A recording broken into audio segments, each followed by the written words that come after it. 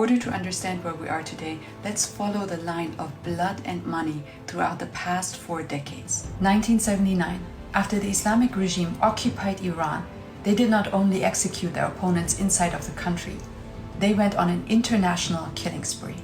Paris, December 1979. Washington, July 1981. Mainz, April 1982. Paris, February 1984. Istanbul, August 1985. Frankfurt, November 1985. London, August 1986. Hamburg, January 1987. Vienna, July 1987. London, July 1987. Geneva, August 1987. The Islamic regime is killing people all over the globe, but they're also facing economic breakdown, selling their oil at discount prices. Discount prices? Perfect opportunity for the foreign ministers of Germany and Austria to pay their first visit after the revolution to Tehran to re-establish their ties with the regime. What was the US doing to stop these international killings? Well, from 1981 till 86, the US senior administration was busy selling arms to the Islamic regime. Yeah, selling arms. Even though there was an arms embargo, even though there were sanctions, why did the US do that? Yeah, by money, of course. They were thinking they could use the proceedings from these arms sales to fund a rebel group in Nicaragua, the Contras, which backfired, by the way. The official story of the White House was that they were trying to do these weapon sales to free 7 US hostages that were held hostage by the Hezbollah in Lebanon. The Hezbollah. The Islamic regime funded Hezbollah. That is, killing people with arms, taking people hostage, selling them arms to free the hostages.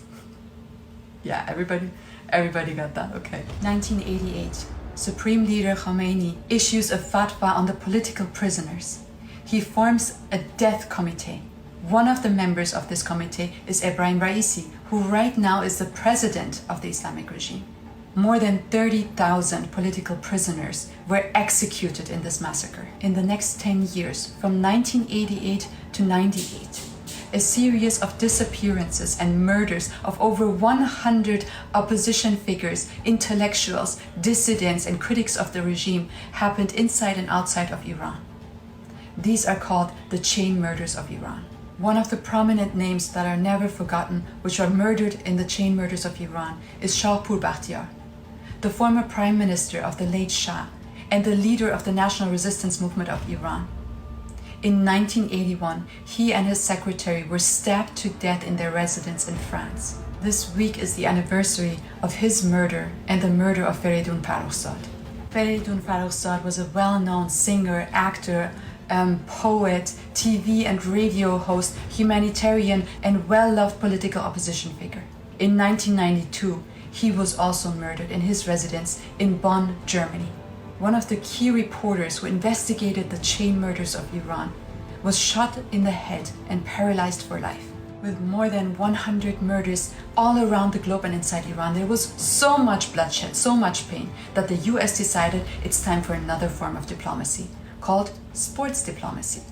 And in 1998, the US national wrestling team became the first team to travel to Iran and take part in 16 tournaments year after year after year, even in 2017, when the Iranian wrestler Navid Afkari, who took part in the nationwide protests in 2017 and 18, was unlawfully arrested, sentenced to death, and executed. Even his brothers and sisters were taken to prison.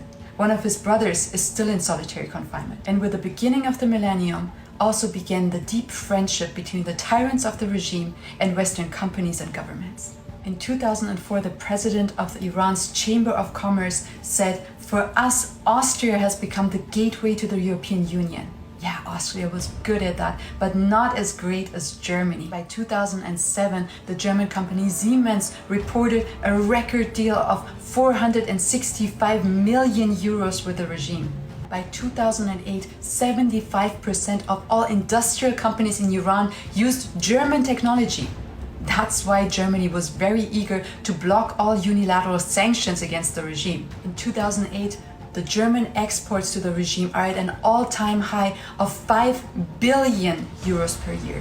Billion. That's with 9 zeros. In the same year, the company ThyssenKrupp signed a $25 million deal with the regime, funding oppression, murder, international terrorism, executions, nuclear weapons, and all kinds of hate crimes of the regime. In 2009, during the Green Movement, while protesters like Neda Soltani were shot dead in the street, the Austrian Chamber of Commerce organized a seminar for businessmen about opportunities on how to invest and trade with the Islamic regime.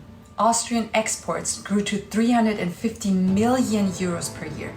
But it's not just the money, it's the nature of the trade that is very concerning. Austrian businesses were actually trading with straw companies, so companies that belong to the Revolutionary Guards, such as Tech Hydropower, which built a dam in Iran for the engineering arm of the IRGC.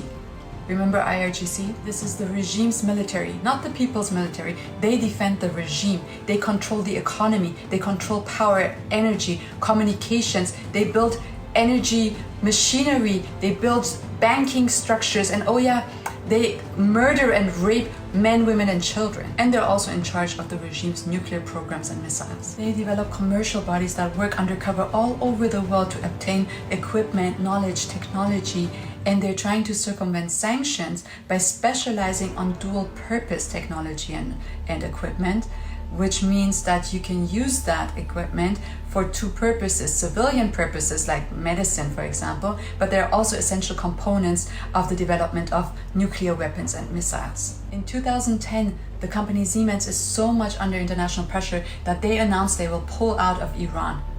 But don't worry, other German companies take over the part. A company called Babcock Borsing Services promotes its expertise in magnetic and nuclear technology and services. The market leader in tunneling machines, Herrenknecht, and the company Würth export drilling technology and equipment to use to hide enrichment facilities from the international community. Even the delivery of truck-mounted cranes is advertised openly, even though everybody knows these cranes are used for public hangings. Monitoring and so-called security technology is sold by companies like Nokia, Siemens, Bosch, and many other companies. But an increasing amount of exports from Germany to Iran are not going directly, but via Dubai, and therefore they're not included in the official export data.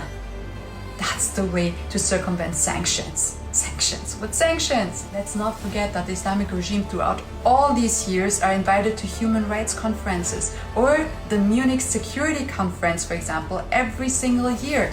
In 2013, the Green Party leader Claudia Roth even high-fives the Islamic regime ambassador in the Munich Security Conference. High five to security all over the world. Yeah.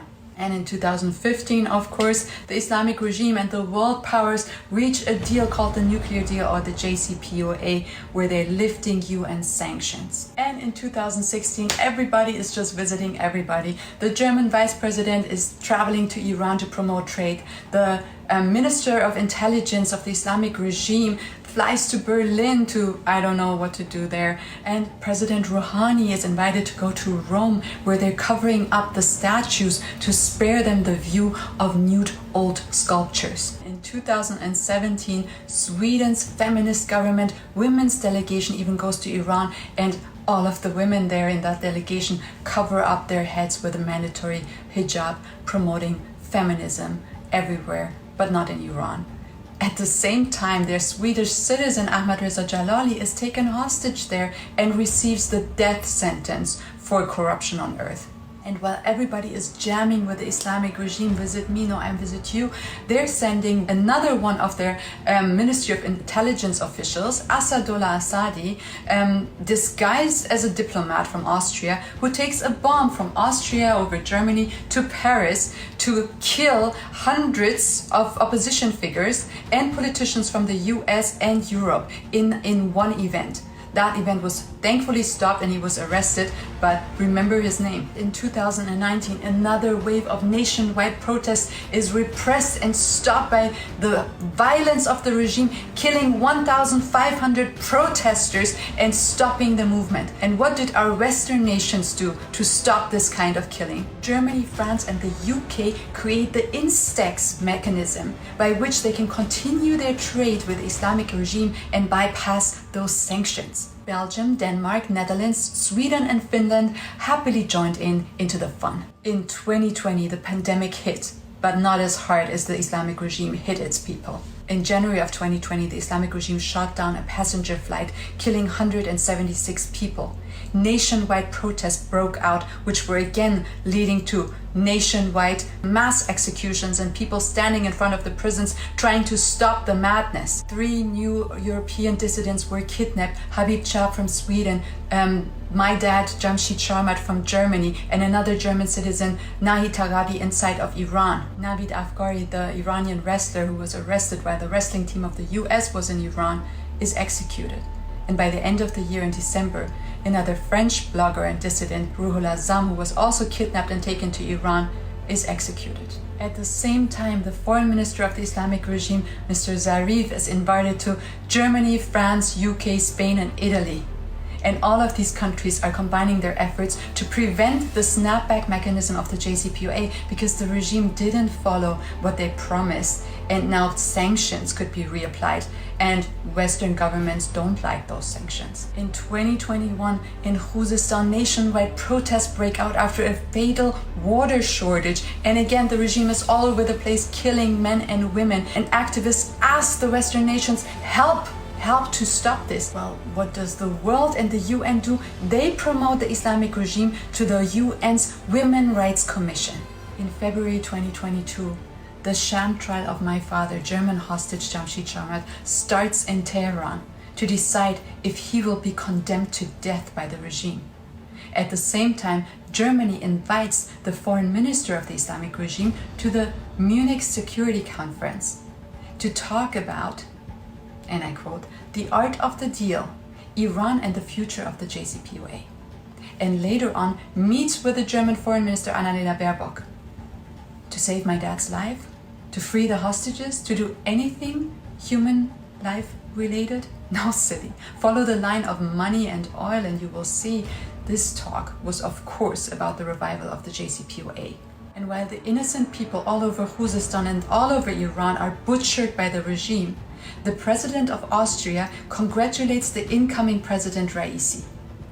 You know who else congratulated Raisi on his position? The Crown Prince of Kuwait, the Sultan of Oman, and the Secretary General of the Hezbollah. In September of 2022, when the regime murdered Jina Mahsa Amini, and the world noticed and stood up, and the people of Iran began a revolution where even foreign politicians, Western politicians like Hadi al-Habib cut their hair in solidarity with the women of Iran, and then went to the back door and spoke with the foreign minister of the regime, and then released the biggest terrorist of the regime, Asadullah Assadi, was sentenced to 20 years in prison for his attempted terrorism attack back to the Islamic regime. Which brings us to this year, 2023, where in the beginning of this year, the UN selected the Islamic regime as the head of the Social Forum.